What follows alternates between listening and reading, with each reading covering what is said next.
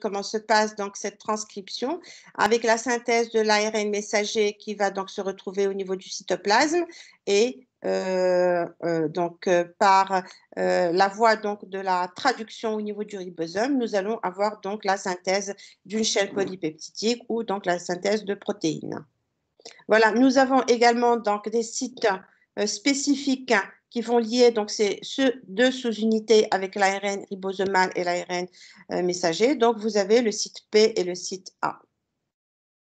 Ensuite, donc là, c'est pour montrer la différence entre le ribosome chez la cellule eucaryote et le ribosome chez la cellule prokaryote, avec bien sûr la différence au niveau donc de la sédimentation des ARN ribosomaux dans les deux cas. Alors, pour les granulations cytoplasmiques, donc tout le monde sait que c'est des granulations qui vont permettre à la cellule d'avoir des réserves d'énergie. Donc là, c'est quelques exemples. Donc, chez les entérobactéries, nous avons le glycogène comme substance énergétique. Chez les cellules pathogènes, la volutine. On peut avoir chez les bactéries, thiobactéries, des inclusions de soufre, etc. C'est des exemples. Il faut noter que ces substances de réserve, leur rôle, c'est de procurer à la bactérie donc de l'énergie, c'est des réserves énergétiques en cas donc de conditions extrêmes. Donc voilà, elle se présente au niveau donc c'est une cellule donc un bacille en bâtonnet et qui se présente donc comme des granulations donc au niveau donc du cytoplasme. Nous avons également donc d'autres organismes qui sont par exemple les chromatophores. Donc ces chromatophores qui existent chez les bactéries photosynthétiques et qui vont donc assurer la photosynthèse et leur composition elle est identique aux chloroplastes. Alors, les vacuoles à gaz également. Ces vacuoles à gaz existent également chez les bactéries pourpres et vertes. Donc, elles vont permettre donc à la bactérie d'avoir donc d'être chargées de gaz qui va leur permettre donc de vivre donc, au niveau de l'eau, en surface de l'eau. Au niveau de l'appareil nucléaire, donc l'appareil nucléaire, donc c'est un chromosome donc qui est donc circulaire, qui est composé donc de fibrilles. L'ADN est composé donc de polymères comme chez les cellules eucaryotes, polymères nucléotides avec un pentose, une base avec bien sûr les complémentarités que vous connaissez, adénine, thymine et cytosine, guanine et une molécule de phosphate. Donc, toutes ces liaisons donc, de base se font par des liaisons hydrogènes et donc vous connaissez donc le modèle de la double hélice de Watson et Crick. Alors, on peut définir un pourcentage de liaison cytosine-guanine dans l'ADN qu'on appelle le pourcentage de Chargaff qui nous renseigne un petit peu dans la classification parce qu'on le retrouve constant chez la même espèce et différent entre les espèces différentes. Je rappelle un peu très rapidement, donc là c'est la cellule eucaryote, vous avez les chromosomes qui sont donc sous forme de télomères reliés par des centromères, donc toute cette disposition donc va former des chromatides et donc ces chromatides donc ils sont reliés par des nucléosomes. Là aussi, donc, c'est la composition en double hélice, donc cytosine, guanine et adénine, thymine, qui sont donc reliés par des liaisons hydrogènes au niveau donc qui permettent donc de relier les deux brins qui sont complémentaires. Donc voilà, ça rappelle un peu ce que vous savez déjà. Donc le sucre, le désoxyribose, la base, le phosphore et les différentes bases, la guanine, la cytosine, l'adénine et la thymine avec les liaisons, donc 2 liaisons hydrogènes entre adénine et thymine et 3 liaisons hydrogènes entre guanine et cytosine. Bien sûr, donc tout le monde sait que l'ADN est le vecteur des caractères héréditaires, donc de la cellule mère aux cellules filles. Ensuite, donc, ce message qui comporte donc ce caractère héréditaire qui est donc composé au niveau donc, du gène est transcrit dans l'ARN messager qui traduit donc ce message en séquence polypeptidique ou en protéines. Donc, la synthèse de chaque acide aminé, elle est codée par un triplet de base. C'est ce qui compose le code génétique. Toutes ces notions-là, vous les avez déjà vues. Et vous avez donc l'ADN va se répliquer et va s'appareiller avec un brin donc, qui va servir de moule ou de matrice pour la synthèse d'un nouveau brin. C'est ce qui nous donne cette composition en double hélice. Et lorsqu'on veut séparer les deux brins, on agit au niveau des liaisons hydrogènes. Voilà, donc ça se passe de cette façon-là. Donc la séparation des deux brins, et vous avez donc là, dans le cytoplasme, la présence donc, des nucléotides, des bases et des phosphores, et la composition, et là donc l'appariement avec de nouveaux brins, de manière à ce qu'on ait d'une cellule mère, nous obtenons deux cellules filles identiques. Alors, nous avons donc une structure qui est particulière chez les cellules prokaryotes, c'est les plasmides. Donc, les plasmides qui donc auront un rôle très important au niveau donc, ils vont acquérir à la bactérie un certain nombre de propriétés. Et donc, on a déjà vu qu'on va revoir. Donc, elles ont été donc définies depuis 1952 comme étant donc des éléments génétiques qui sont composés de la même manière que l'ADN, mais ils sont extra-chromosomiques hein, et ils sont capables d'automultiplication. Alors donc, le rôle, il est à la fois important au niveau clinique et biologique. Hein. Donc, au départ, nous avons donc, excusez-moi, je vais interrompre pour 5 minutes et je vous reprends.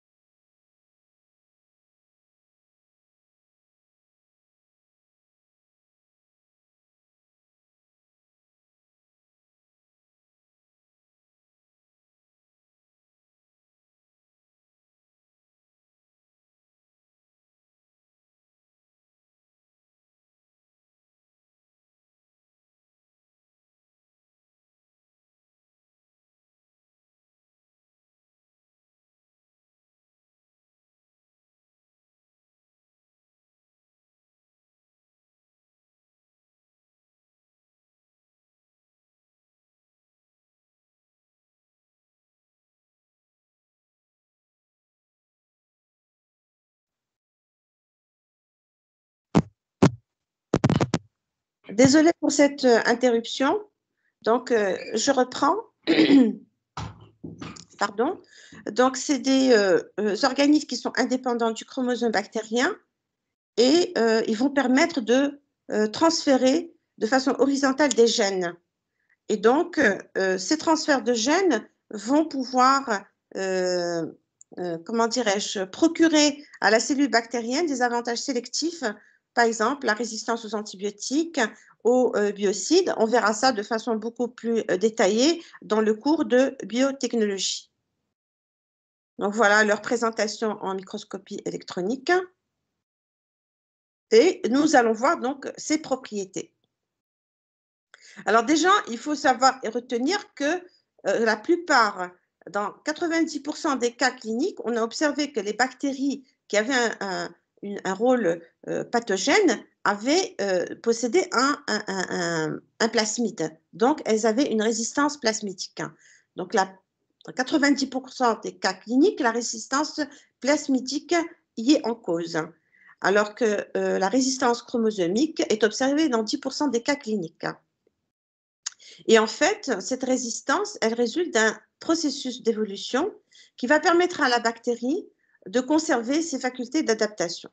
Alors, par exemple, certaines bactéries du genre Staphylococcus et certaines bactéries Gram-, grâce à la présence de cette résistance plasmidique ou à la présence de ces plasmides, elles ont réussi à résister aux métaux lourds. Donc, pour la destruction et pour la lutte contre ces bactéries, donc, nous nous trouvons en face d'un certain nombre de problèmes qui sont donc des problèmes liés à la résistance et donc et qu'il faudra voir donc quels sont les gènes qui sont responsables de ces résistances.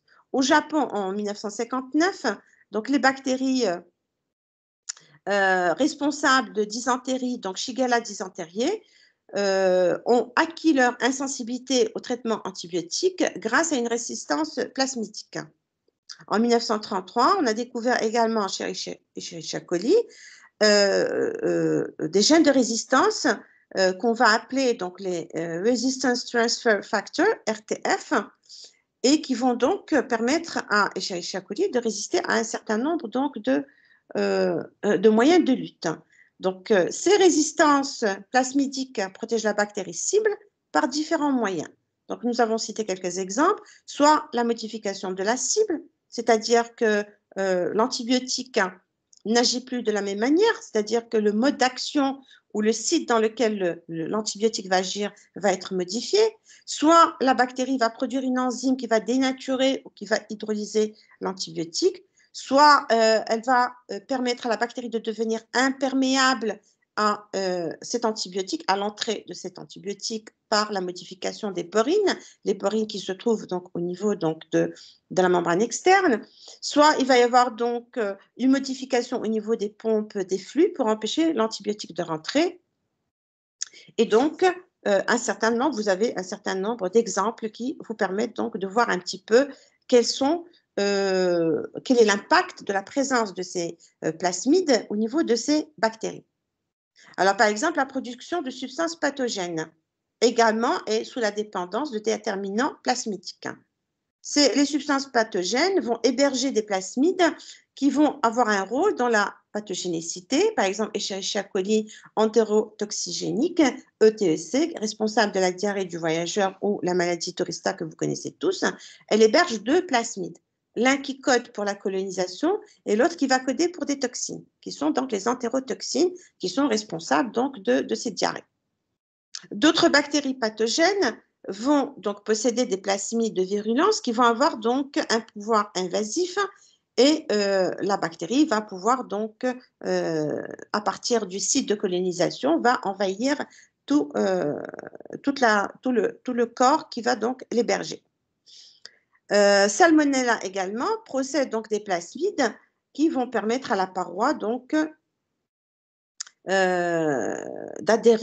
la bactérie d'adhérer à des récepteurs situés sur la surface donc, des entérocytes, qui sont donc les cellules intestinales.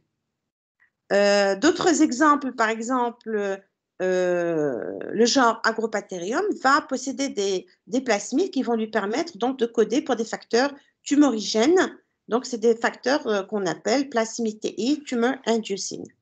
Voilà, donc c'est des exemples qui vous montrent un petit peu, les exemples sont encore beaucoup plus nombreux que ça, mais à votre niveau, donc on a choisi quelques exemples pour vous montrer un petit peu l'importance et les propriétés de ces plasmides.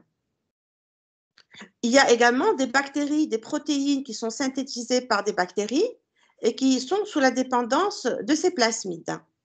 Alors par exemple,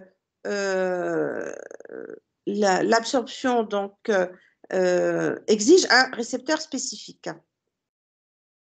Donc, il y a des substances qui ont donc un rôle d'inhibition et qui ne sont pas toutes des antibiotiques et qui vont jouer un rôle dans la compétition entre les souches. Ça, donc, vous allez le voir quand vous allez être dispensé dans le cours de la croissance. Dans la phase de déclin, il va y avoir donc un rôle de compétition et il y a des bactéries qui vont pouvoir éliminer certaines bactéries par un facteur donc, de compétitif et de pouvoir donc utiliser les substances nutritives restantes dans le milieu. Donc, en cas d'appauvrissement du milieu, il va y avoir donc un rôle donc, de compétition. Et vous avez donc, on a donné un nom à ces substances à l'espèce ou le genre sur laquelle donc elles vont agir. Par exemple, Escherichia coli va produire des colicines, Vibrio cholerae des vibriocines, Enterococcus entérocines. Donc ces substances vont se fixer sur des récepteurs membranaires des autres bactéries et ils vont provoquer leur lyse. Ce qui est donc favorable à la bactérie qui va les produire, car donc il va y avoir les libérations de nutriments qui vont servir à cette bactérie en cas d'appauvrissement du milieu.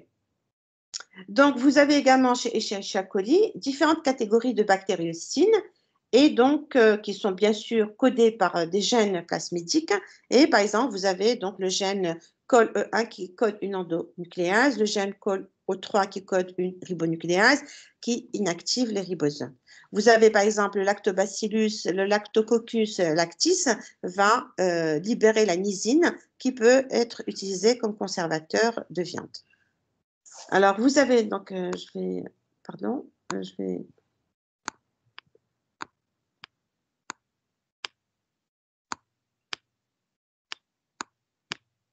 voudrais enlever ce petit cadran. Voilà, je vais le remonter en haut. Comme ça ne dérange plus, donc, pour voir entièrement la diapo. Alors, nous avons également chez l'espèce Rhizobacter, qui joue un rôle dans le cycle du carbone et du soufre. Elle possède un plasmide qui va donc contenir des gènes de détoxification des polluants anthropiques. Et nous allons voir vraiment l'importance de ces plasmides et de ces gènes quand on va aborder les biotechnologies. Ils peuvent également être à l'origine de caractères métaboliques. Par exemple, l'apparition de nouveaux caractères tels que l'utilisation du citrate comme seule source de carbone, production de H2SO, du produit ferreux, hydrolyse de l'urée, etc. Un certain nombre de caractères métaboliques qui vont être donc acquis grâce à ces déterminants plasmidiques. Et donc, par exemple, les salmonelles vont dégrader le lactose, donc caractère métabolique qui n'existait pas auparavant, mais grâce à ces plasmides, ils vont donc l'acquérir. D'autres espèces vont pouvoir coder la synthèse de plusieurs enzymes qui vont servir donc pour des réactions métaboliques. Et également de nouvelles fonctions physiologiques comme la fixation de l'azote, l'apparition de pigments, la dégradation de l'activité hémolytique, etc. Donc voilà comment se passe ce transfert horizontal. Donc vous avez donc cette bactérie qui est donc Agrobacterium tumefaciens qui possède un plasmide qui présente un intérêt pour nous. Donc ce plasmide, il permet donc de réaliser une fonction particulière. Donc on va l'extraire de la cellule d'origine et on va l'implanter au niveau donc d'une cellule végétale pour que cette cellule végétale acquiert cette molécule d'intérêt ou cette fonction qui nous intéresse. Donc ça, c'est le phénomène de transgenèse que je pense que vous avez déjà donc connu dans les cours des années précédentes. Alors, donc maintenant, c'était donc particulier de traiter les plasmides, puisque les plasmides font partie des éléments facultatifs ou inconstants, mais j'ai préféré donc les traiter en même temps que l'appareil nucléaire, puisque c'est une partie extra-chromosomique qui est composée de la même nature de l'ADN. Mais donc, à savoir que les plasmides sont des éléments facultatifs et que ce ne sont pas des éléments obligatoires. Maintenant, on a fini avec les éléments obligatoires. On va donc aborder les éléments facultatifs qui ont donc des fonctions particulières donc, au niveau donc, de la cellule prokaryote et nous allons voir donc un par un donc chacun comment on peut définir donc ces différents donc, éléments. Alors, avant de commencer les éléments facultatifs, est-ce qu'il y a des questions qui concernent donc cette partie que je viens de traiter?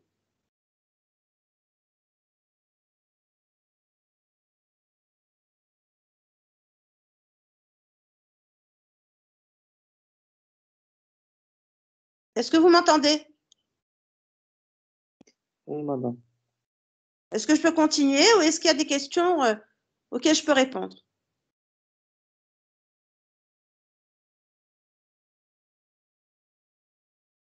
Donc, je continue.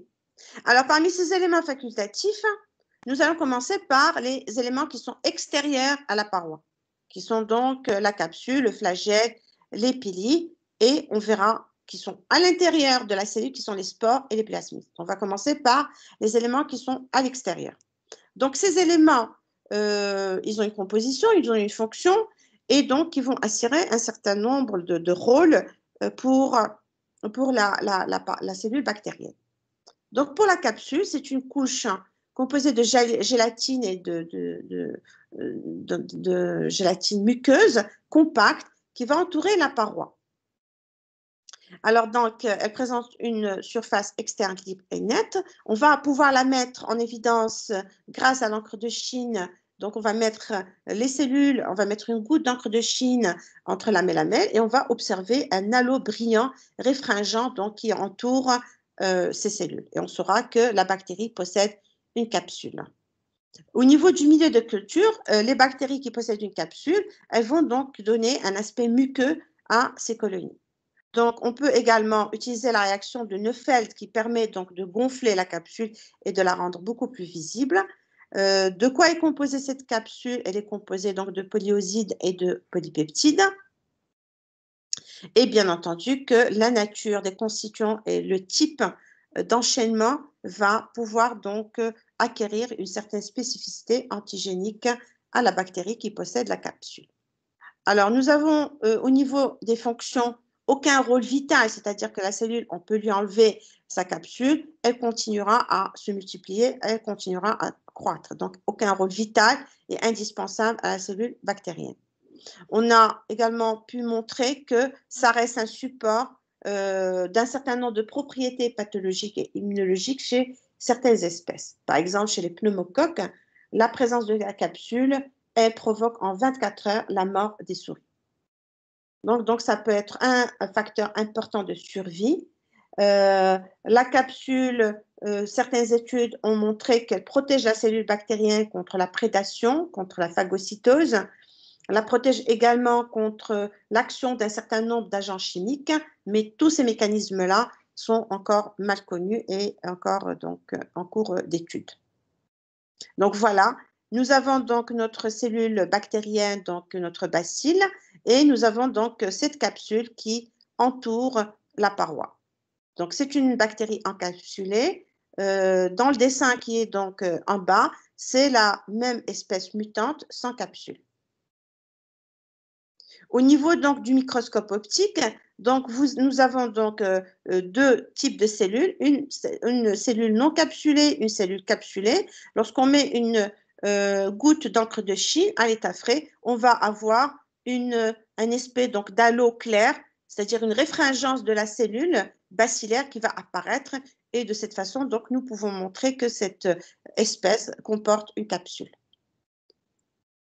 Alors, ici, nous avons quelques exemples donc, de Streptococcus pneumoniae, donc deux cellules arrondies cocci qui sont donc reliées, qui sont associées et qui sont entourées par une capsule qui est visible donc, à l'encre de Chine. Ici, pour le Cryptococcus, qui est une levure également, qui possède, donc là, c'est un champignon, Cryptococcus, qui est donc une cellule bourgeonnante et qui va également posséder donc une capsule qui va être visible à l'encre de Chine. Ici, donc, vous avez Streptococcus et vous avez donc le halo clair qui entoure donc soit les cellules associées en petites chaînettes, soit en diplo, soit isolées. Nous avons également d'autres éléments extérieurs à la paroi qui sont par exemple la couche S, le glycocalyx ou la zooglée. Donc, toutes ces structures vont avoir donc un rôle soit antibactériophage ou antiphagocytaire, soit ils vont permettre aux cellules d'adhérer entre elles et de former donc des microcolonies, soit elles vont empêcher la diffusion d'un certain nombre d'antibiotiques pour qu'ils rentrent à l'intérieur de la cellule bactérienne. Donc, ce sont des exemples qui restent donc encore pas très développés en termes de recherche, mais qu'on connaît leur existence. Donc, pour la couche S, c'est une couche extérieure à la paroi. Donc, elle est formée de quelques polypeptides. Elle va servir de filtre contre le passage de grosses molécules. Donc, elle va empêcher que de grosses molécules entrent à l'intérieur de la cellule et éventuellement, elle va leur procurer un rôle donc antibactériophage ou antiphagocytaire. Donc, c'est quand même important pour la bactérie donc, contre les bactériophages. Pour le glycocalyx, c'est une couche également qui est composée de polysaccharides, qui est à l'extérieur à la paroi, difficile à observer, mais on a constaté qu'elle permet aux bactéries un pouvoir d'adhésion et qui forment des microcolonies sur les surfaces inertes ou vivantes. Et enfin, l'azooglé, qui est donc là aussi, c'est une couche qui va englober les cellules bactériennes, des couches gélatineuses, et qui va leur donner un aspect donc à l'œil nu ou à l'échelle macroscopique, un aspect glaireux, et qui va empêcher la diffusion d'un certain nombre d'antibiotiques, notamment donc pour Staphylococcus aureus, qui vont donc procurer une résistance à la cellule. Et d'ailleurs, cette bactérie pose un certain nombre de problèmes de multirésistance aux antibiotiques, et donc beaucoup d'études sont faites sur cette bactérie. Donc ici, vous avez la couche S, donc, qui recouvre donc, la paroi, qui est à l'extérieur de la paroi. Ici, vous avez donc un aspect donc, de gelée et de mucus glycocalyus qui recouvre donc, la cellule arrondie. Et vous avez ici donc, la zooglée qui donc, permet donc, l'adhésion des bactéries, des cellules entre elles. Nous avons également toujours, on est dans les structures externes, nous avons les cils et les flagelles. Donc les flagelles, vous savez déjà que ça permet aux bactéries de se déplacer, donc d'être mobiles. Alors, la structure de ces cils et de ces flagelles, ils sont invisibles en microscopie électronique. Alors, pour faire la différence, c'est que les flagelles sont longs et les cils sont courts. Donc, les flagelles, ils vont assurer un mouvement de rotation, alors que les cils vont assurer des mouvements de battement. Alors, au niveau de la microscopie électronique, on peut observer donc la forme, le mode d'insertion et la dimension en détail.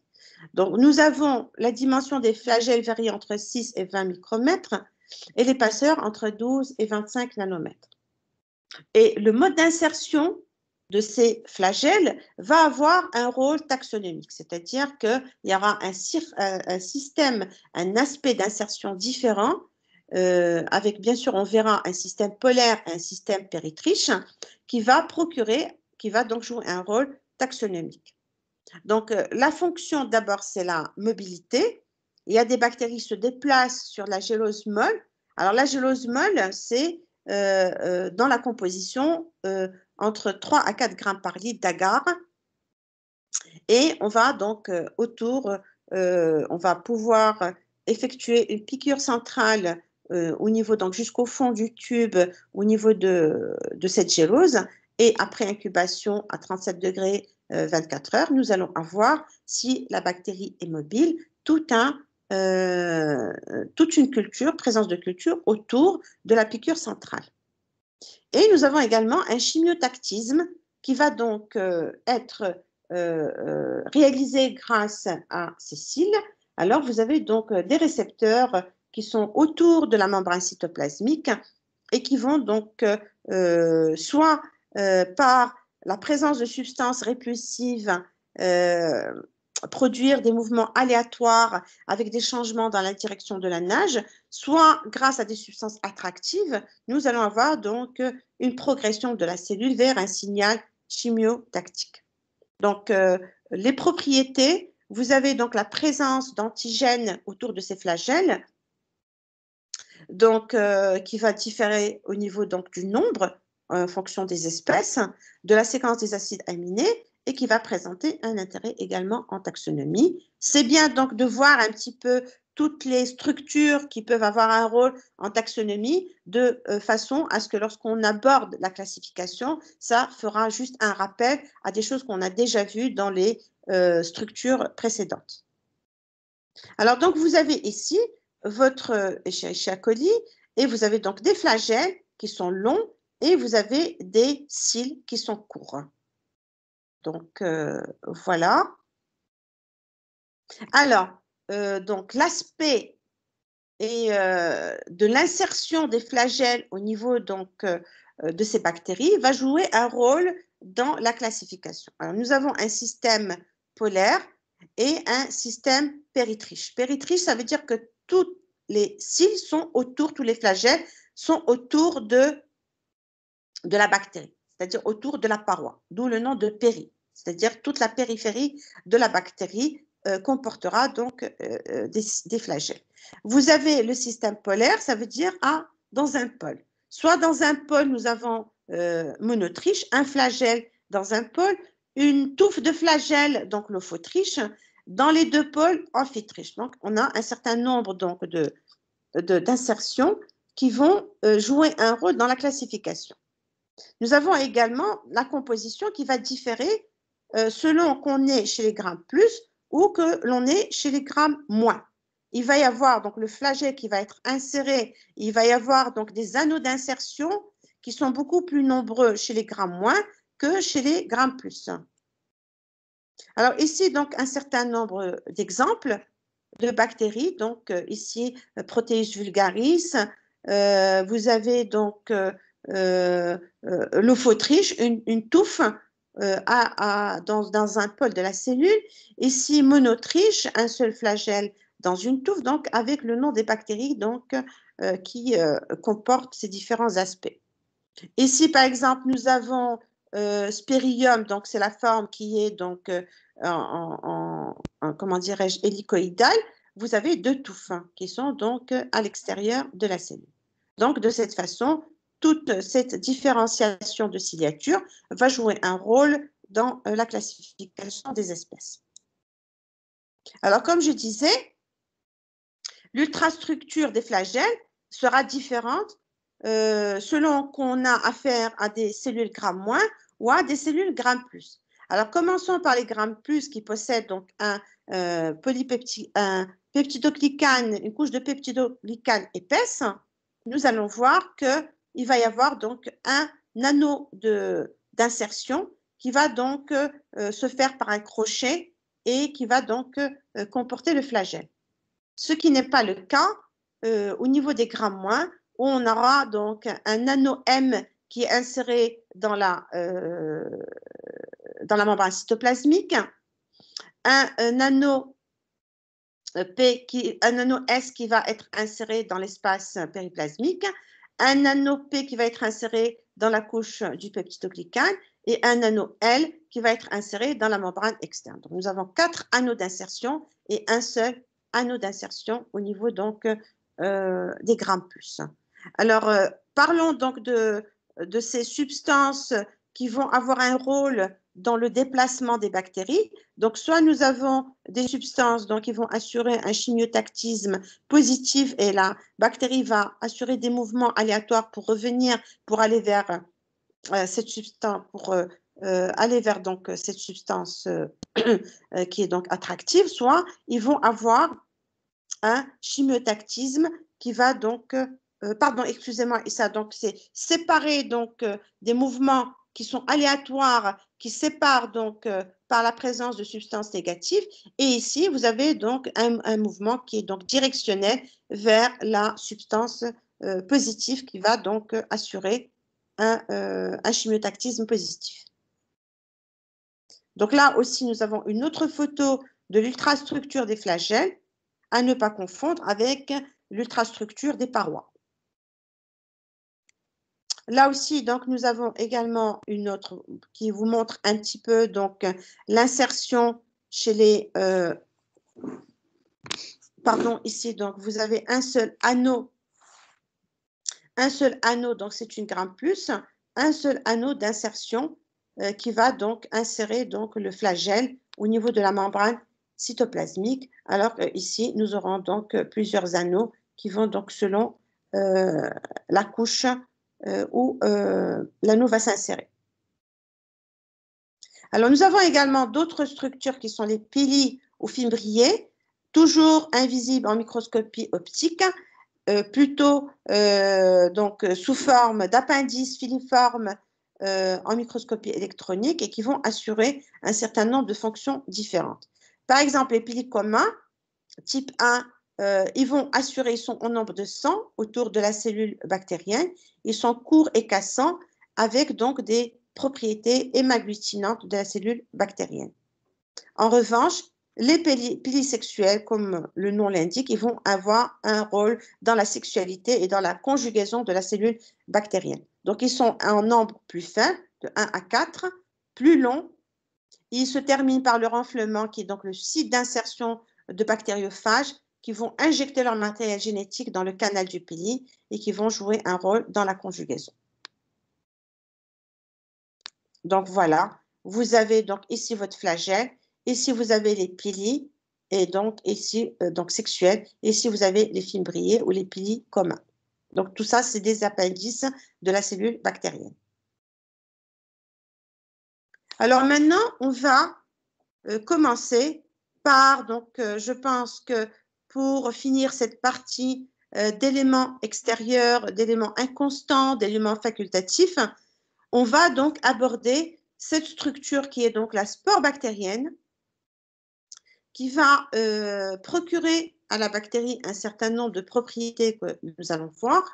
Et donc, elle peut être visible en microscopie optique à l'état frais, donc sous forme sphérique incluse dans un bacille, qui peut donc lui donner une brillance, une réfringence, ou qui peut être également incolore. Donc, si le milieu s'appauvrit en éléments nutritifs et les conditions physico-chimiques sont défavorables, les bactéries qui ont cette capacité de développer, donc de se transformer en spore ou en deux-spores, vont acquérir une résistance qui va le permettre de résister à ces conditions extrêmes. Le retour aux conditions favorables va entraîner également donc la transformation de cette forme sporulente à une forme végétative, c'est-à-dire qui va également entraîner le retour à l'état normal de la cellule. Et nous allons avoir un certain nombre donc de positions de cette spore qui peut soit être déformante ou non. Donc on verra ça. Donc je ne sais pas si... Donc ici vous avez l'aspect végétatif, la bactérie qui va entrer en processus de sporulation. Donc une fois à maturité, elle va donc lyser ce sporange, la libération de la spore. Et cette spore qui va être donc dans un état dormant, qui va lui permettre de résister aux conditions extrêmes, défavorables. Une fois le retour des conditions favorables, cette spore va germer et va retourner à son état normal. Alors, vous avez donc un certain nombre, donc on va voir. Donc, on a parlé de formes, de positions qui vont entraîner, donc, qui vont avoir, donc, ils vont être aussi jouer un rôle donc, dans la classification. Alors, soit nous avons des formes qui ne sont pas la spore, la cellule va garder sa forme initiale. Ici, nous avons un bacille et vous avez donc soit il y aura une spore sphérique, soit la formation d'une spore cylindrique ou ovoïde. Également, la position de la spore va avoir un rôle dans la classification. Soit elle peut être centrale, soit elle peut être subterminale, soit elle peut être terminale. Et le troisième caractère, c'est que soit elle peut être déformante, ici elle n'est pas déformante, ici on n'a pas de cellules déformantes, c'est-à-dire notre forme bacillaire avec la spore qui ne déforme pas le bacille, alors qu'ici nous avons une spore déformante. Alors ici, donc, en microscopie, on voit donc cette spore qui est donc terminale au niveau donc, du bacille. Ici, elle est centrale. Là aussi, elle est terminale, mais qui est déformante. Ici, elle n'est pas déformante. Ici, elle est déformante. Alors, nous avons un certain nombre de couches qui vont donc se former pour protéger donc cette spore. Alors déjà, ici, nous avons donc la spore qui va donc s'entourer d'une paroi sporale. Ensuite, nous aurons donc une membrane interne qui va entourer donc, cette paroi sporale, des tuniques. Ensuite, nous avons donc le cortex, ensuite une membrane externe et enfin une dernière couche qui est donc l'exosporium. Donc, nous allons voir la composition de ces enveloppes autour de la membrane sporale qui ont une structure et une composition variable. Donc, déjà, la paroi sporale, elle va comporter un peptidoglycane normal qui va donner après germination la paroi. Donc, rappelez-vous, paroi sporale qui va donner la paroi de la cellule végétative et qui va être composée d'un peptidoglycane normal. Nous avons le cortex qui va comporter un peptidoglycane inhabituel qui est sensible au lysozyme et qui va présenter un taux élevé de dipicolinate de calcium. Donc, l'autolyse de ce cortex, elle est déterminante pour la germination. Du coup, on retrouvera dans le milieu un taux élevé de dipicolinate de calcium. Viendront ensuite les tuniques externes et internes qui vont donc comporter des protéines de type kératine riches en liaisons disulfure et qui vont être imperméables et résistantes aux agents chimiques. Alors, on verra les propriétés des spores pour expliquer mieux ces phénomènes donc, de résistance. Et enfin, l'exosporium qui est la couche la plus externe, qui sera composée donc de lipoprotéines, mais qui n'est pas indispensable à la survie de la spore. Donc voilà. Maintenant, nous allons voir un petit peu comment se présente ce phénomène de sporulation. Alors déjà, il faut retenir que la sporulation est équivalente à l'appauvrissement ou l'épuisement du milieu en éléments nutritifs et les conditions défavorables de température, de physico-chimique pour la bactérie. Donc, le phénomène de sporulation sera déclenché selon plusieurs étapes. On peut avoir différents stades, mais les étapes restent les mêmes. Donc, la première étape, c'est que l'appareil nucléaire va se réorganiser en un filament axial et va s'étendre sur toute la cellule bactérienne, qui va entrer en phase stationnaire, c'est-à-dire elle va arrêter tout processus de division. Donc, arrêt total de synthèse d'ADN, d'ARN, de protéines, etc. Ensuite, un deuxième stade où l'ADN, cet ADN va se condenser vers une extrémité de la cellule et on aura une division asymétrique, inégale de la cellule bactérienne en deux parties par un septum ou une cloison qui va donc diviser la cellule en deux parties inégales. Une partie qui va donc comporter cet ADN condensé et une autre partie qui va être rejetée par la suite. Un stade 3 qui va donc être le plus important, c'est là où on aura donc la formation de la pré-spore. C'est-à-dire cette partie qui va être cette division inégale va permettre donc la formation de la pré-spore qui va s'entourer d'une membrane qui est donc la membrane ou la paroi sporale. Et ensuite, nous aurons donc, selon les auteurs, il y a des auteurs qui classent entre 4 et 7, il y a des auteurs qui classent entre 4 et 5, il y a des auteurs entre 4 et 6. Ce n'est pas important. Ce qui est important, c'est de retenir les stades qui vont suivre. Pardon. Il va y avoir donc la maturation de la spore avec la formation de plusieurs couches. Il va y avoir donc la lyse du sporange, donc c'est comment dirais-je, la libération de cette partie donc la plus importante, et il va y avoir donc la libération de la spore dans le milieu. Donc voilà, en schéma, donc comme je vous ai dit, ça dépend des auteurs.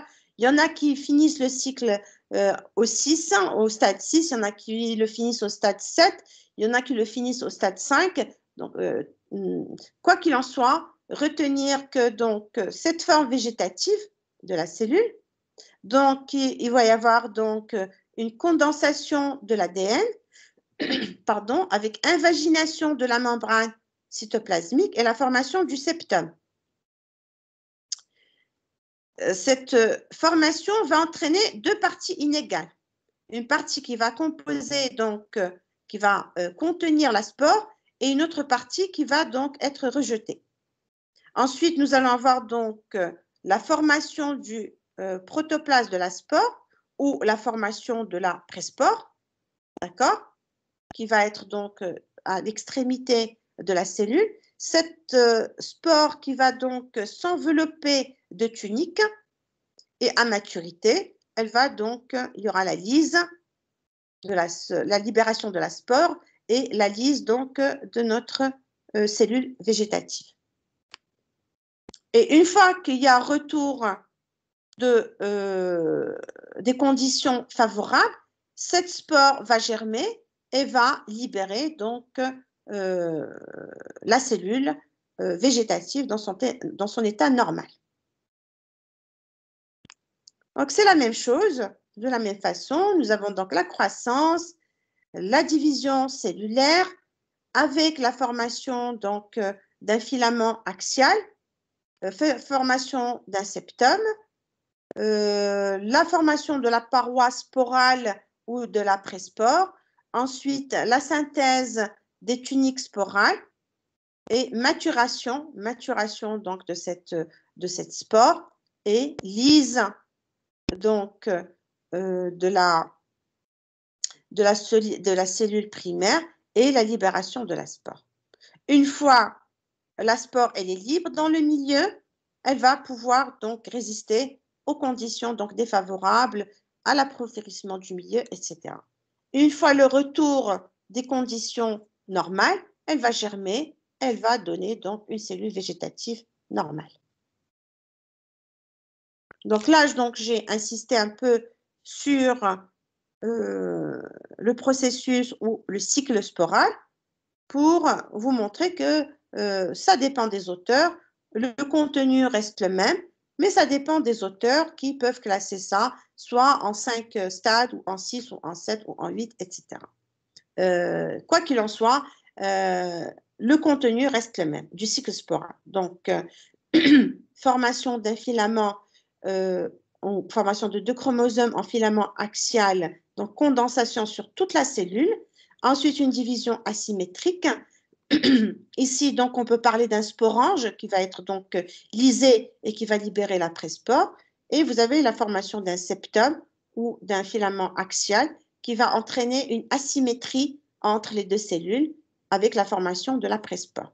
Cette pré-spore qui va continuer donc à s'envelopper de couches pour être beaucoup plus résistante aux conditions extrêmes, avec le cortex également. Une fois que le cortex est libéré, le sporange va être lysé et on va voir donc la libération de la spore dans le milieu. Donc, vous avez vu que le cycle ne se ferme pas, mais on peut le fermer en mettant donc une flèche ici, comme quoi retour des conditions favorables, germination et retour à la cellule végétative.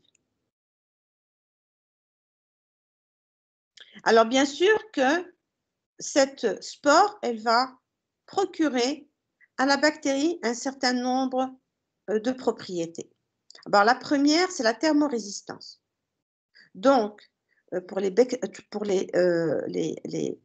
bactéries qui sont capables de sporuler, vont nous poser un problème au niveau des opérations de stérilisation, puisque les températures entre 70 degrés et 80 degrés, pendant 10 minutes, elle va donc favoriser la sporulation, le phénomène de sporulation. Donc, ce qui nous pose des problèmes pour les techniques de stérilisation, qui font appel donc à la température. Les premiers stades de sporulation, ils vont donc montrer un taux élevé de dipicolinate de calcium et de l'acide glutamique. On va retrouver dans des bactéries qui ont la capacité de sporuler, on va retrouver dans le milieu un taux élevé de dipicolinate de calcium et de l'acide glutamique. Donc, ça reste des indicateurs du phénomène de sporulation chez certaines bactéries. Et nous avons également l'imperméabilité du cortex. Elle permet la déshydratation de la spore. Donc, ceci pour la thermorésistance. Également, donc la résistance au phénomène, c'est-à-dire à l'agent physique température thermique. Elle peut également lui procurer une résistance aux agents chimiques ou aux antibiotiques, aux enzymes, etc.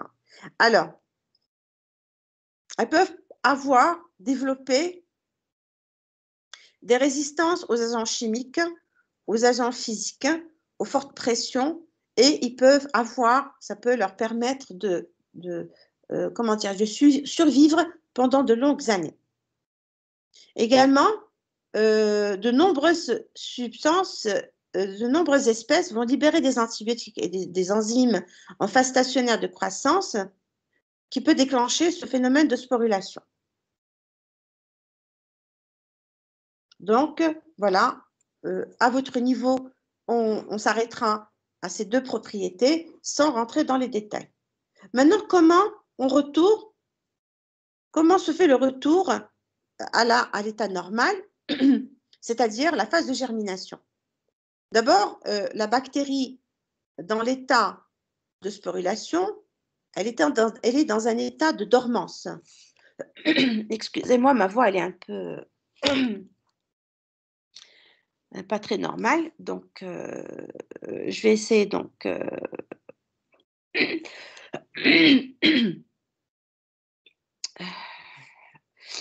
donc cette spore, elle est dans un état de dormance. Et donc, pour qu'il y ait retour à la phase de germination, il faut qu'il y ait levée de la dormance. Donc, en plaçant la bactérie dans des conditions favorables de croissance, le processus de germination, il va donc être déclenché et on va avoir un retour de la cellule bactérienne à sa forme normale, qui est sa forme végétative. Et là aussi, la levée de la dormance peut se faire soit de façon mécanique, par des chocs, soit de façon physique ou thermique, c'est-à-dire avec 65 degrés ou 95 degrés, soit également par des agents chimiques, soit rendre le milieu plus acide ou des composés SH libres, etc. Donc, comment se fait cette germination? On a trouvé qu'il y avait une relation entre la présence d'un certain nombre de métabolites, qu'on appelle donc des effecteurs métaboliques, par exemple les ions Mg2+, l'adénosine, l'alanine. Ce sont des substances qui ont rapport avec la germination, qu'on retrouve dans le milieu des cellules qui vont donc germer. Nous avons donc le cortex qui va donc disparaître et ce qui va entraîner l'hydratation de la spore. Donc la spore va gonfler, elle va devenir perméable aux colorants et à la chaleur, elle va donc retourner à sa forme végétative. Nous avons également trouvé qu'il y avait une relation entre la libération du dipicolinate de calcium dans le milieu extérieur et la présence de nombreux constituants de la spore par l'action d'enzymes hydrolytiques. Donc, tous ces éléments-là sont des indicateurs du retour de la germination. Et voilà, donc vous avez donc une cellule végétative, condition défavorable, elle va rentrer dans un processus de sporulation qui va lui procurer une résistance à un certain nombre d'agents chimiques, physiques, thermiques, etc. Ensuite, retour aux conditions, des conditions normales. Elle va donc germer. Le processus de germination va être déclenché et reprise de croissance et donc retour à l'état végétatif normal. Voilà, donc il faut savoir qu'on n'est pas rentré dans le détail de ces processus parce qu'à votre niveau, il faut savoir un peu en gros les composants ou les éléments donc, qui composent cette cellule prokaryote, notamment les éléments obligatoires et les éléments facultatifs, et voir un peu le rôle de chaque élément et de savoir également connaître de quoi est composée cette cellule prokaryote et quelles sont les propriétés des éléments qui la composent. Donc, on va aller On va commencer la classification, parce qu'il nous reste un peu de temps. Il reste beaucoup de temps pour laisser, si on arrive à finir la classification pour cette séance, ce sera une bonne chose pour laisser donc les biotechnologies et les révisions pour la dernière séance. Alors donc, comme je vous l'ai dit, maintenant, il y a beaucoup de choses qui vont revenir, qu'on a déjà donc souligné dans les séances précédentes, et qui vont donc revenir et qui vont être beaucoup plus simples à retenir parce que nous verrons donc le rôle dans la classification des bactéries. Parce qu'il faut savoir que l'objectif final pour identifier une bactérie qui pose un problème, que ce soit médical ou alimentaire ou autre, ou au niveau environnemental, nous sommes donc obligés de connaître les méthodes qui vont être utilisées, qui permettent de classer et d'identifier ces bactéries. Donc, il y a un certain nombre de principes qui vont donc être utilisés pour assurer cette classification. Donc, les micro-organismes sont classés selon deux principes établis par Linné. De 1753 à 1758, nous avons donc la nomenclature, qui sont donc un ensemble de règles qui vont nous permettre de définir et de choisir des noms, d'où le nom de nommant, il y a les noms. Et la classification, qui va être un ensemble de méthodes qui va séparer en groupes apparentés, en unités apparentées, selon des critères définis. Et donc, on va donner le nom de taxon, taxonomie, taxinomie, taxi, arrangement. C'est-à-dire, on va arranger, on va grouper, on va on va associer des cellules, des espèces qui vont présenter les mêmes caractères par un certain nombre de méthodes. Donc, l'évolution de la science et le développement des techniques vont nous permettre, on va utiliser ces outils pour avoir des classifications un peu plus sûres et plus variées. Il faut savoir que la classification est toujours en évolution continue avec l'évolution de la science, avec l'évolution des méthodes d'analyse, avec les techniques, on a les classifications qui évoluent également. Donc, le principal objectif est une classification dichotomique par subdivision binaire. Ça veut dire quoi? Ça veut dire que nous avons toujours deux possibilités pour que la cellule possède un caractère, soit elle le possède, soit elle ne le possède pas. Donc, la classification, elle est toujours faite selon donc deux critères, présence, absence. Par exemple, dans le cas de l'enzyme catalase, est-ce que la bactérie possède la catalase? Oui, catalase plus. Est-ce que la bactérie ne possède pas la catalase? Donc, catalase moins. La même chose, est-ce qu'elle fermente le glucose? Glucose plus. Est-ce qu'elle oxyde le glucose? Est-ce qu'elle ne fermente pas le glucose? C'est glucose moins. Nous avons donc le taxon le plus élevé, c'est le règne, et le taxon le moins élevé, c'est l'espèce. Donc ici, vous avez la classification selon le règne, les embranchements, les classes, les ordres, les familles, les genres et les espèces. Alors, comment se fait cette nomenclature? Donc, bien entendu que pour donner un nom, il faut qu'il y ait donc un code international de nomenclature des bactéries. Alors, depuis Linné, le nom scientifique est latin, après identification et classement. Donc, nous avons deux grands organismes. Nous avons donc, il y a toutes les associations qui vont donc travailler pour élaborer un code international de nomenclature des bactéries et ces mêmes associations qui vont donc former une union internationale pour que les noms, c'est-à-dire que Escherichia coli K12 soit la même pour tous les laboratoires du monde qui travaillent sur cette bactérie. Alors, vous avez deux types de noms. Donc, un nom informel qui est donc E. coli avec l'antigène K12 et le nom scientifique qui est donc l'espèce coli et le genre Escherichia et la famille des Enterobacteriaceae. Donc le nom scientifique comporte deux termes.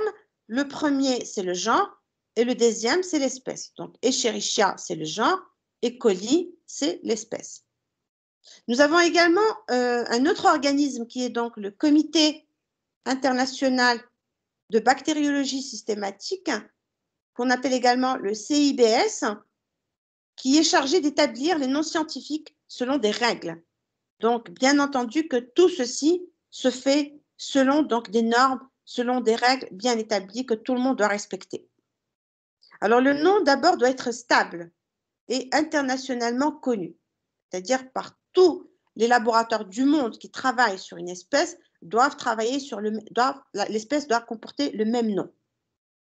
Il doit être dépourvu de toute ambiguïté à des données, des informations descriptives claires et nécessaires. Donc, nous avons des souches de collection, des espèces de collection qui ont des fiches techniques et qui contiennent des informations, des descriptions qui sont donc claires, où il n'y a aucune ambiguïté que tout le monde utilise pour identifier une espèce donnée. Pardon.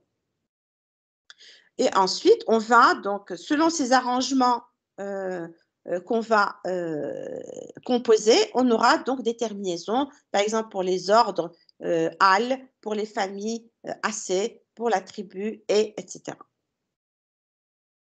Donc, un exemple qui est par exemple la famille des Enterobacteriaceae, l'ordre c'est les Enterobacteriales, la classe c'est les Grammaproteobacteria, le phylum c'est Proteobacteria et le domaine c'est Bacteria. Alors, dans cette famille, nous avons recensé pratiquement 41 genres, parmi eux Enterobacter, Citrobacter, Erwinia, Escherichia, Klebsiella, Proteus, Morganella, Salmonella, Serratia, Yersinia. Donc, on a cité quelques exemples parmi les 41 genres qui existent dans cette famille. Nous avons donc ici une classification qui va être basée sur le pouvoir d'oxygénation des bactéries et leur attitude vis-à-vis de la température.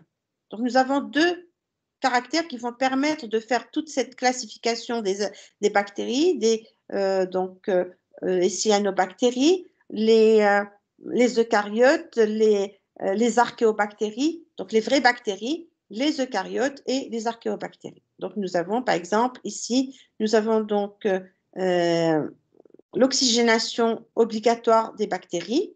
Ici, l'anoxygénation, c'est-à-dire ces bactéries n'ont pas besoin d'oxygène pour se multiplier, mais par contre, ils ont besoin de température thermophile. Et de la même façon, des bactéries qui n'ont pas besoin d'oxygène, mais qui ont besoin de température moyenne. Et nous pouvons établir donc une première classification. Alors, ici, nous allons voir donc les classifications qui ont été retenues donc, pour les bactéries. L'OF, qui va définir donc l'unité taxonomique par le terme biotype. C'est l'ensemble de cellules qui ont le même patrimoine héréditaire et la majorité des caractères en commun. Donc, le biotype dérive d'un clone, une population issue d'une même cellule. Donc, c'est ce que je vous ai dit, une colonie que vous allez observer sur une gélose nutritive qui est isolée, qui est séparée, elle provient de la même cellule à partir de plusieurs divisions asexuées. L'unité taxonomique, elle va reposer sur des caractères phénotypiques qui vont rassembler et regrouper des ensembles d'individus entre eux. Mais on a une faible partie du génome. Donc, on recense plutôt ici des caractères phénotypiques. L'approche génétique, elle connaît donc plus de développement puisqu'on va étudier beaucoup plus ce qui se passe à l'intérieur donc, de la cellule au niveau du génome par donc, un certain nombre de coefficients. Donc, comme je vous ai dit, le coefficient de Chargaff qui est donc le pourcentage de liaison cytosine, guanine, la taille du génome également, et les hybridations ADN-ADN. Donc, on va voir une fois qu'on arrivera à la taxonomie génétique. Donc, cette approche de taxonomie bactérienne va passer par plusieurs phases. Elle est polyphasique. La première étape, elle est phénotypique. Et elle va nous donner une classification numérique. C'est-à-dire, on va recenser l'ensemble de caractères morphologiques et biologiques qui vont regrouper les groupes entre eux. La deuxième étape va permettre de confirmer cette première étape qui est donc une parenté phénotypique qui se ressemble de façon phénotypique en trouvant la relation avec une homologie génétique. C'est-à-dire que plus la parenté phénotypique est grande, plus l'homologie génétique est grande également. C'est-à-dire qu'on va mettre ensemble des ADN de deux espèces différentes qui vont pouvoir donc s'apparier pour montrer qu'il y a une ressemblance au niveau génétique également. La dernière étape, qui est la troisième étape et qui est la plus importante, donc ça permet de sélectionner des caractères phénotypiques les plus importants pour la reconnaissance de l'espèce et qui va nous permettre de réaliser une classification intraspécifique qui va nous permettre d'aller au-delà de l'espèce, mais d'avoir donc des biotypes, des sérovars ou des lysotypes, comme ce qu'on a vu tout à l'heure, EK12, Escherichia coli K12. Donc là, on est dans l'intra, à l'intérieur de l'espèce, on va avoir des différences. Commençons par la taxonomie phénotypique. Donc, c'est un ensemble de caractères physiologiques ou morphologiques qui vont permettre de mettre en évidence un certain nombre, donc, d'identifier un certain nombre de caractères par des tests qui sont simples. Donc, tout ça, ce qu'on va revoir maintenant, on en a déjà parlé. Déjà, on a les aspects morphologiques, qui sont la forme, qui sont la dimension, c'est-à-dire est-ce que c'est une forme coccyx, c'est une forme en bâtonnet, bacille, est-ce que c'est une forme hélicoïdale, est-ce que c'est une forme… Donc, la forme va nous donner, donc, va nous renseigner sur l'espèce.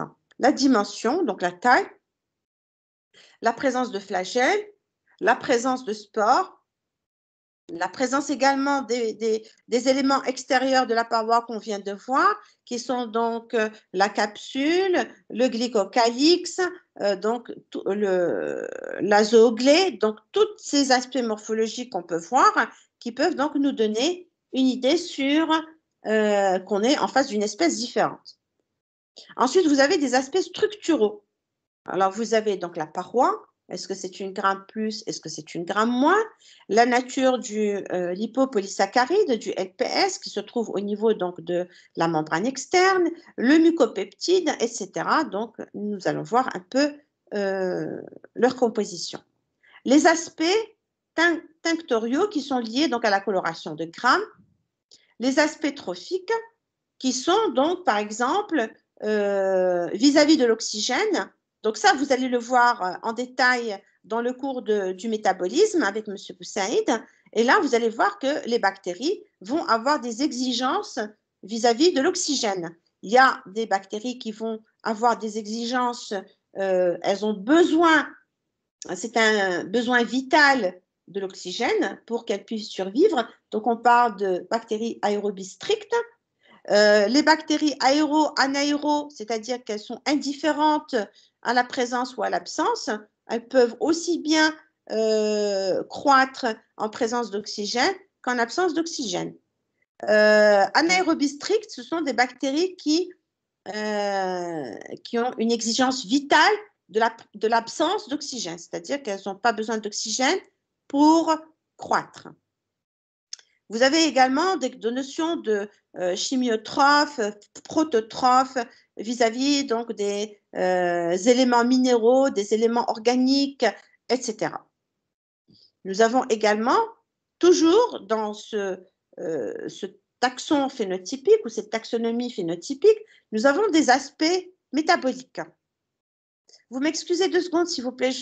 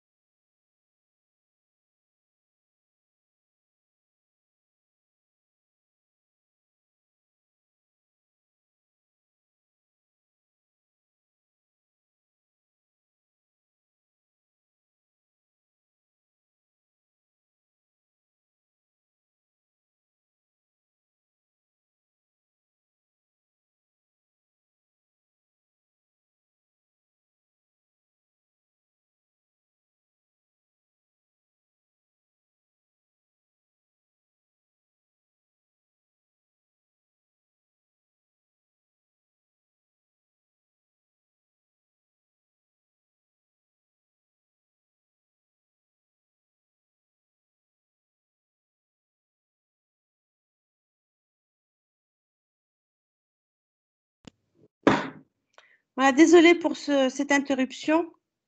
Donc, je continue. Et donc, voilà, je m'étais arrêtée aux aspects trophiques. Donc, c'est des aspects que vous allez revoir dans la partie métabolisme.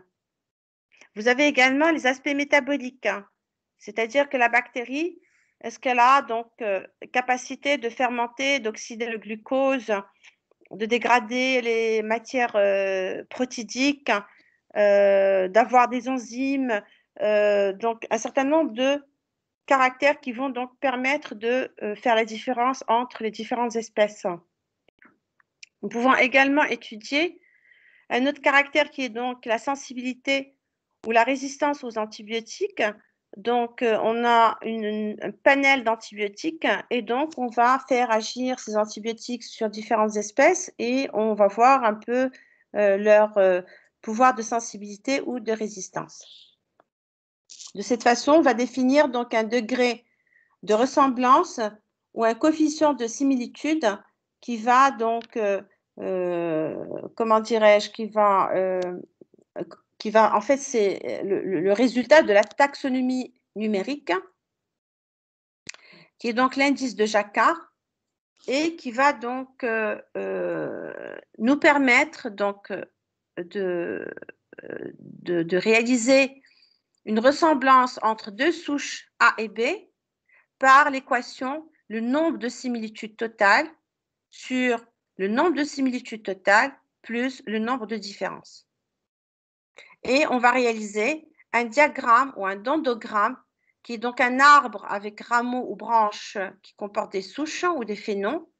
Et donc, c'est une méthode qui est basée, donc elle est objective, elle est basée donc c'est sur des aspects visibles et qui est facile à répéter, mais qui reste bien entendu incomplète.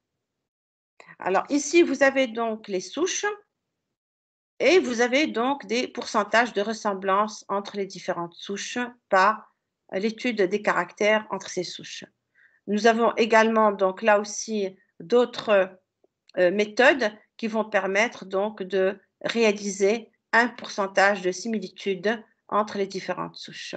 Donc, c'est le diagramme de Snet qui a été élaboré en 1962.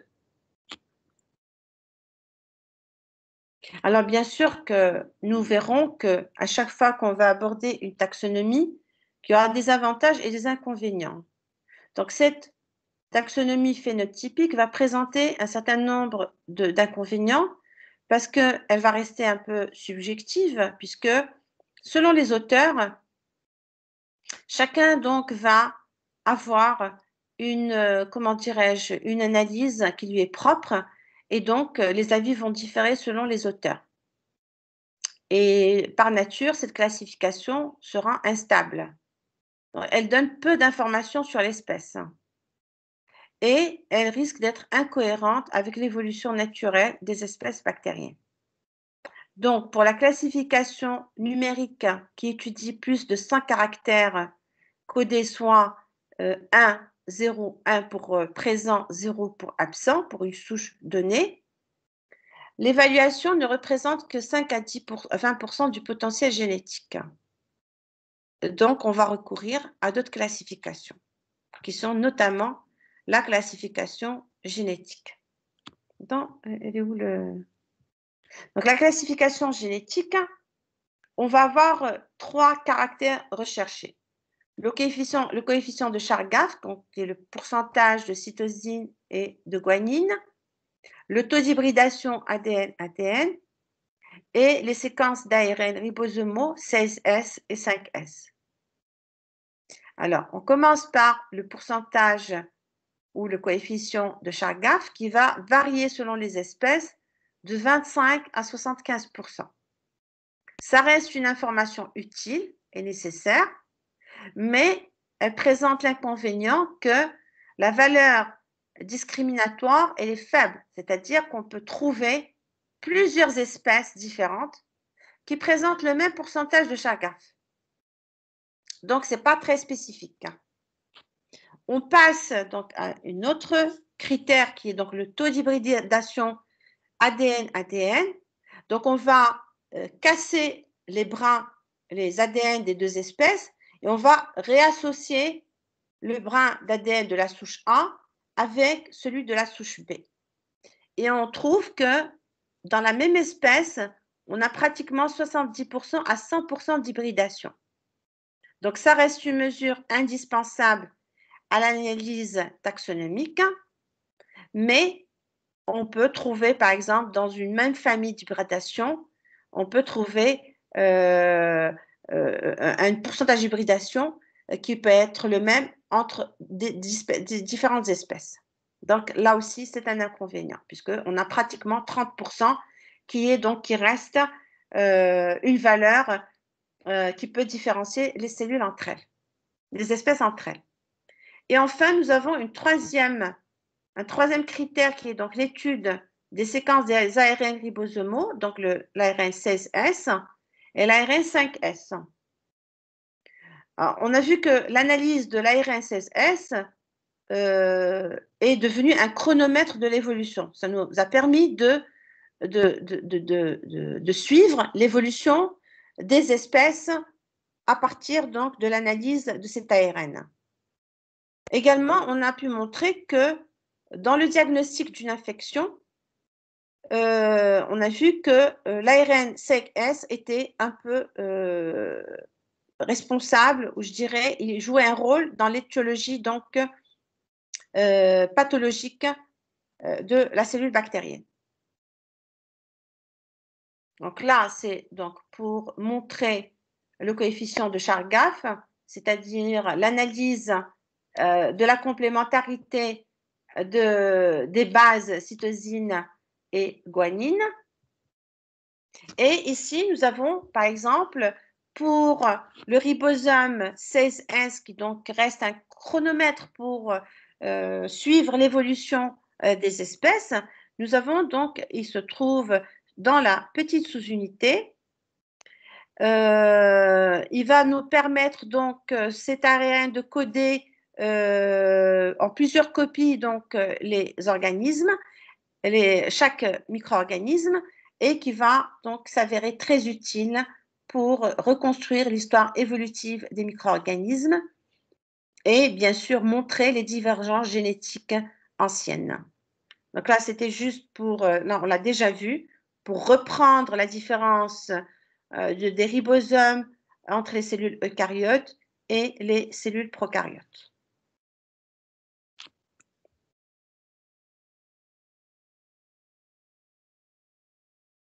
Alors, les inconvénients que peuvent représenter l'étude de ces différents critères génétiques, commençant par le pourcentage de guanine et cytosine, c'est qu'on a besoin de grandes quantités d'ADN, car les techniques de dénaturation thermique, elles sont très délicates et on a besoin de très, très grandes quantités d'ADN.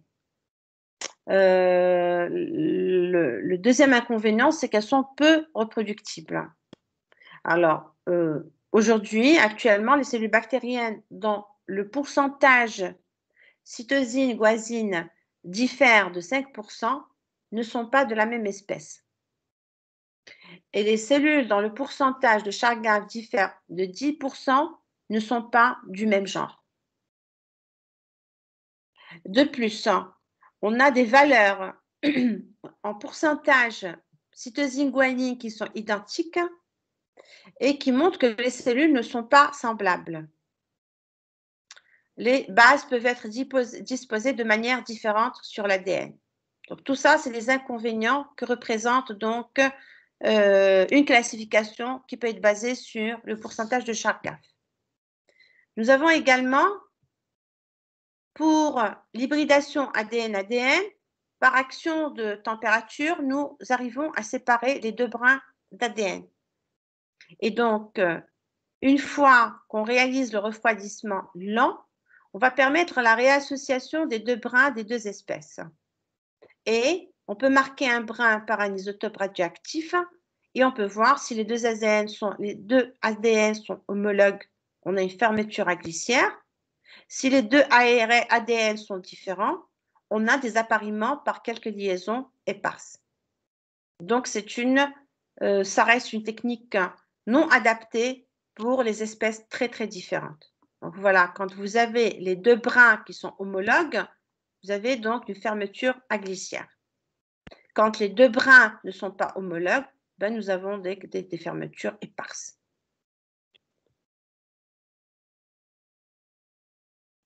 Nous avons également un autre type de classification ou de taxonomie basée sur l'immunologie. L'immunologie, c'est-à-dire les réactions antigènes-anticorps.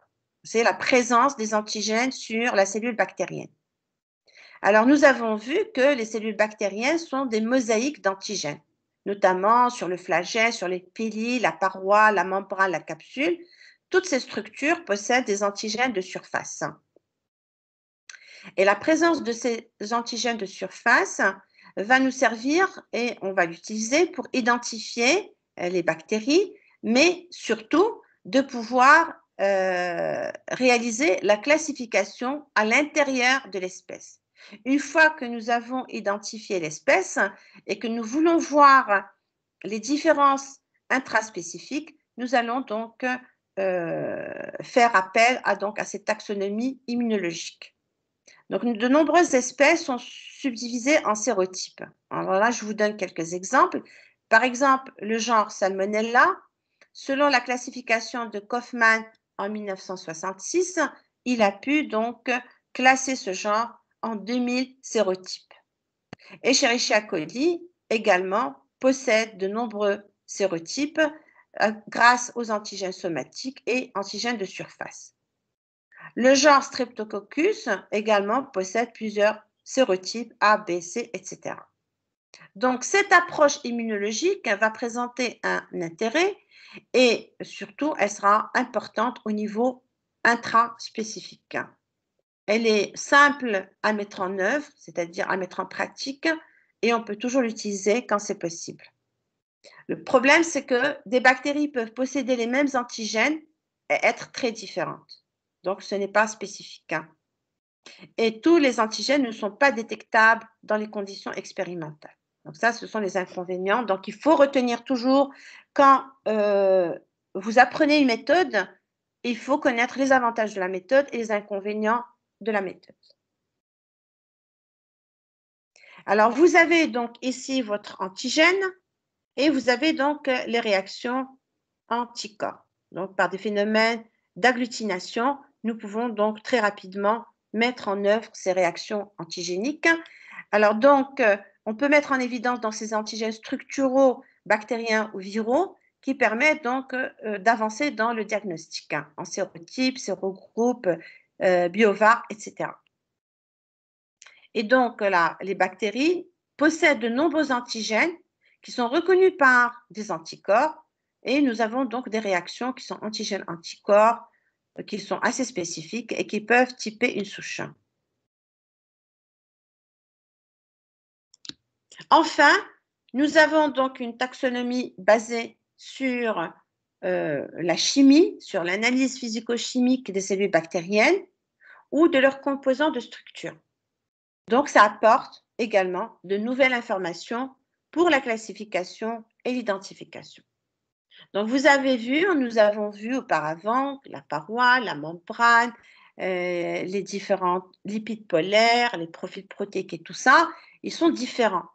L'analyse, par exemple, du peptidoglycane, qui est donc le composant majeur de la paroi, va nous donner donc au niveau des ponts peptidiques, des chaînes peptidiques, au niveau des polymères, etc. Nous avons donc des différences qui vont exister au niveau entre les espèces, et cette analyse va nous permettre donc d'avancer également dans la classification. Les lipides membranaires, les liaisons ester-éther qui sont donc au niveau des membranes cytoplasmiques, que ce soit chez les eubactéries ou les archéobactéries, vont également être utilisées pour avancer dans cette chimiotaxonomie. Et nous avons donc les lipides polaires également, les profils protéiques, toutes les protéines qui sont donc externes, intrinsèques, extrinsèques, etc. Tous ces éléments-là vont avoir une valeur chimiotaxonomique. Et toutes ces informations seront utiles pour évoluer et pour avancer dans la classification. Le problème qui se pose, c'est que ce sont des méthodes très complexes et ce sont des techniques qui vont être réservées dans des laboratoires très spécialisés. Donc, à la lecture et à la lumière de tout ce qu'on vient de voir, donc on prend conscience que cette classification ne peut pas reposer sur un critère ou deux critères. C'est l'ensemble de critères qui peuvent nous permettre d'avoir une classification plus précise et plus juste. Donc, il n'existe pas de classification officielle. Il existe une nomenclature officielle validée par le CIBS qui offre des possibilités de proposer d'autres classements des bactéries. Donc, elle reste toujours utile pour les évolutions ultérieures qui vont donc s'opérer avec l'évolution des techniques, avec l'évolution de la recherche, etc. Nous retenons la classification de Burgess, qui a été élaborée en 2002, qui est acceptée à l'unanimité. Nous avons plusieurs versions, mais ça reste toujours la classification de Burgess qui est utilisée. Donc, les bactéries sont des micro-organismes unicellulaires avec une structure prokaryotique et le règne des prokaryotes comprend 4 divisions selon qu'il existe existence ou absence d'une paroi et selon la nature de cette paroi. Est-ce que c'est une gramme plus ou c'est une gramme moins? Je pense, avant de passer aux différentes divisions, est-ce qu'il y a des choses qui ne sont pas très claires sur ce qu'on vient d'aborder concernant donc les différentes taxonomies? Est-ce qu'il y a des choses que je dois reprendre avant qu'on passe maintenant aux différentes divisions qui existent dans le règne des prokaryotes? S'il vous plaît, madame. Oui, monsieur? Je n'ai pas compris en quoi consiste la classification numérique. Ah oui, la classification hybridation ADN. C'est ça votre question? Numérique, classification numérique. Pardon, j'ai cru entendre hybride. D'accord. La classification numérique. Numérique. Oui, j'ai bien entendu. C'est la classification numérique qui est un peu floue pour vous, c'est ça? Oui, madame. D'accord. Alors, donc la classification numérique, elle fait partie de la taxonomie phénotypique.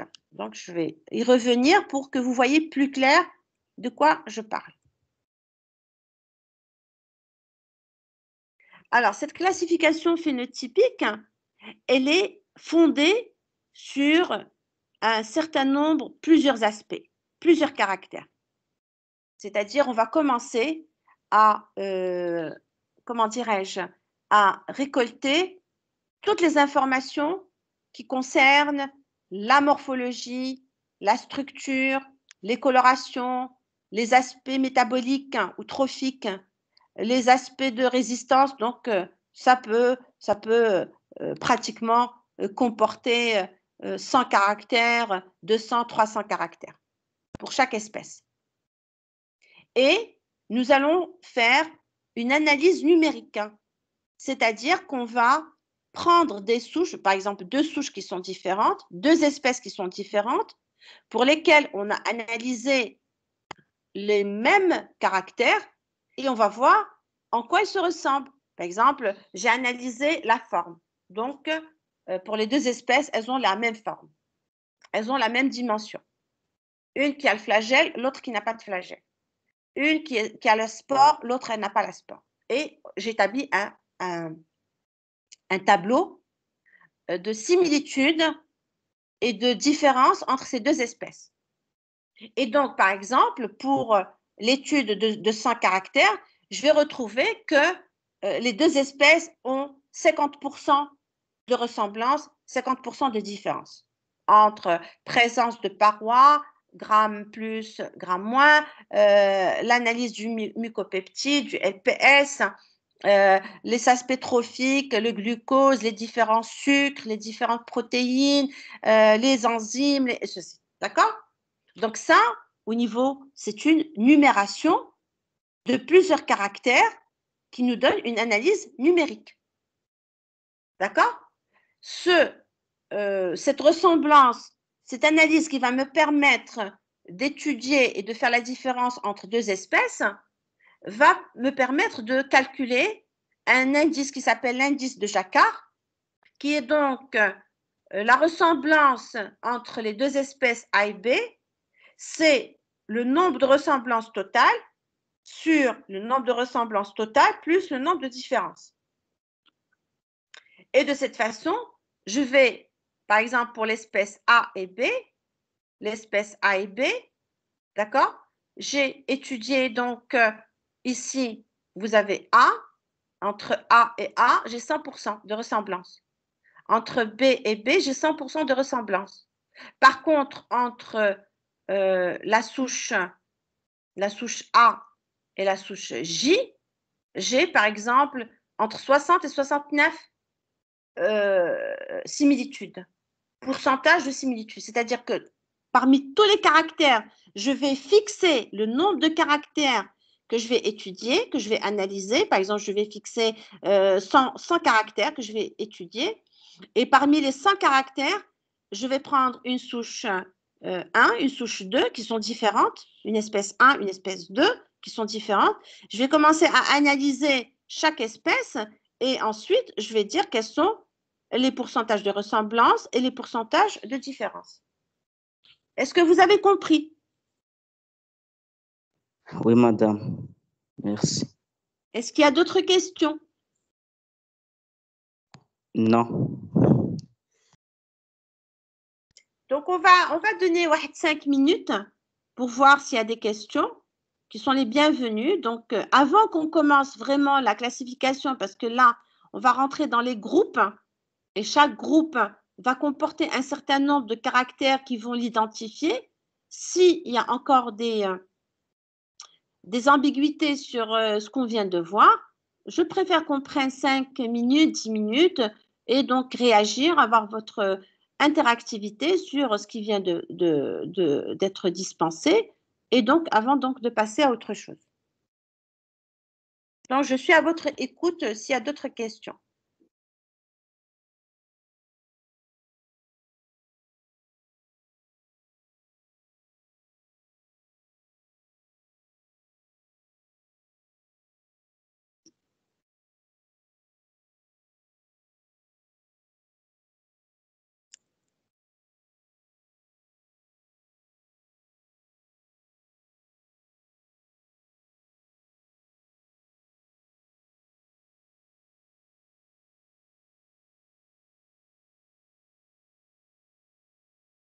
Donc, apparemment, il n'y a pas de questions. Ou peut-être qu'il faut du temps pour assimiler, donc on a encore toujours la dernière séance du jeudi prochain où on finira les biotechnologies et je réserverai donc une petite partie de la séance pour revoir de façon générale, de façon globale, les différentes parties qu'on a traitées.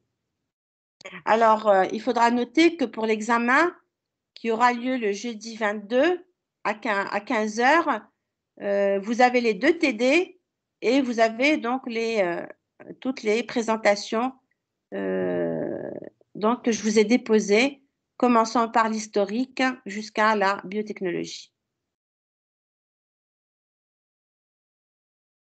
Donc, on continue. Alors, concernant cette partie de classification, donc on a vu, pour un peu résumer tout ce qui vient d'être vu, on a vu qu'il n'y a aucune classification basée sur un critère ne peut être complète, ne peut être précise. Donc, en fait, ce sont toutes des, comment dirais-je, ce sont des critères complémentaires qui peuvent toujours nous permettre d'avoir une classification plus correcte, plus précise et plus juste. Par ailleurs, la classification, elle est en évolution continue, hein. Plus la science, plus la recherche évolue, et plus la classification aussi, elle évoluera, puisque on aura d'autres techniques, d'autres instruments pour analyser, pour identifier, pour découvrir d'autres caractères. Donc, on sera amené à déplacer, comme ce qui s'est fait auparavant, de déplacer une espèce qui a été classée dans un groupe, de la déplacer dans un autre groupe, parce que les techniques nouvelles ont permis donc de découvrir un certain nombre de caractères qui la font plus rapprocher d'un groupe que dans le groupe où elle figurait auparavant. Donc tout ceci demande beaucoup de travail, beaucoup de patience, beaucoup de précision, beaucoup de rigueur. Et bien entendu, ça demande également à ce que les gens qui s'occupent de la systématique et de la classification se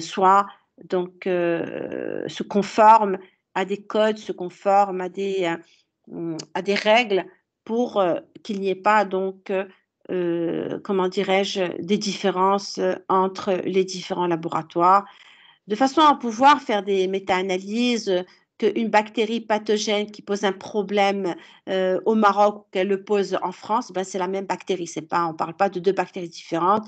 Elles portent le même nom, elles sont classées de la même façon, elles entraînent la même pathologie, ce qui permettra à plusieurs équipes de travailler sur cette espèce pathogène et d'avancer le plus rapidement possible en termes de traitement, en termes de donc, thérapie, etc.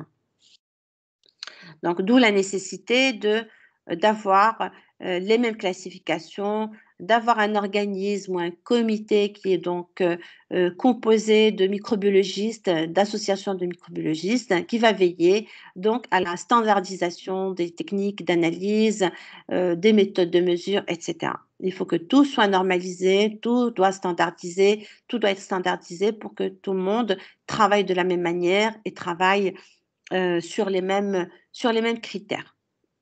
Donc ça, c'est un premier donc, postulat qu'il faut donc garder en mémoire qu'il n'existe pas de classification officielle, universelle, qui va rester donc intacte éternellement. Elle est sujette à des modifications selon donc l'évolution de la science, mais tout ce qui se fait reste quand même utile pour avancer, pour avoir des compléments d'information, etc. Donc, la seule classification aujourd'hui qui est donc utilisée et qui est acceptée à l'unanimité, c'est la classification de Burgess, qui a été faite en 2002, une première édition, mais qu'aujourd'hui, maintenant, on est arrivé à je crois, la 11e ou la 12e, je ne suis pas très sûre, mais ce sont des éditions différentes qui changent, mais qui gardent le même principe d'arrangement et de classification.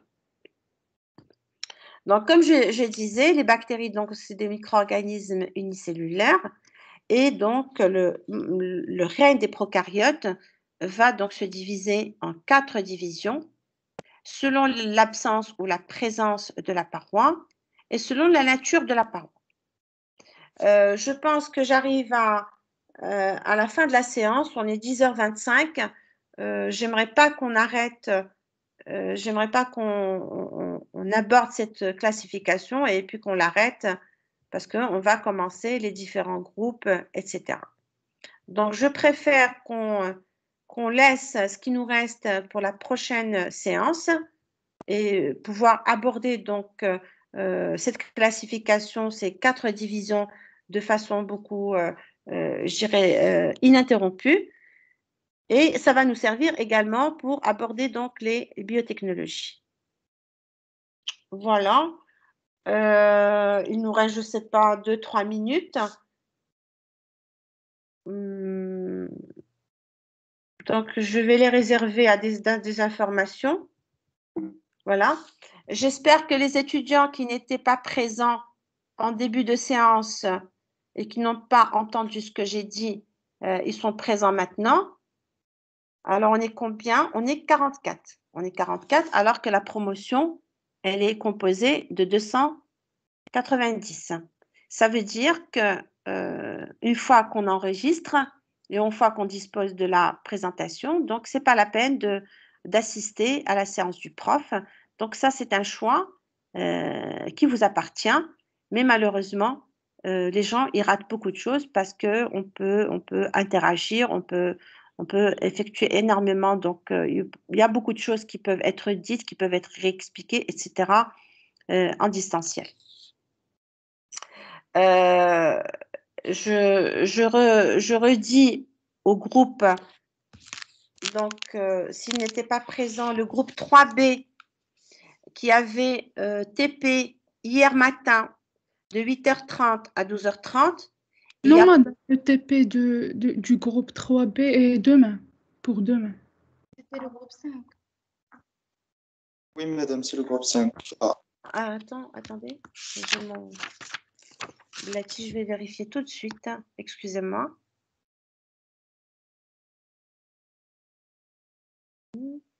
Partager. D'accord. On va vérifier tout de suite.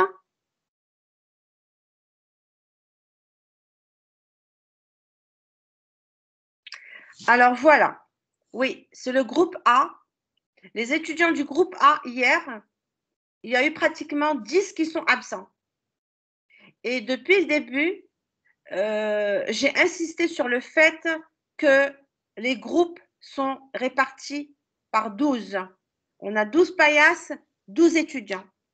Ce qui fait que ces étudiants-là, je ne sais pas où est-ce que je vais les mettre quand ils vont venir me dire, madame, j'ai raté la séance du mercredi. Parce que ces groupes, ils sont pleins. Le seul groupe qui va être allégé, c'est les réinscrits. Le groupe 6B.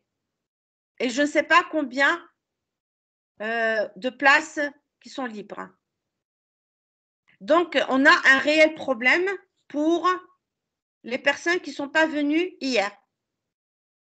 Donc, s'ils ne sont pas la preuve et la justification acceptable de leur absence, et si je ne peux pas les mettre dans ce groupe, ils vont avoir 0 au TPA. Deuxième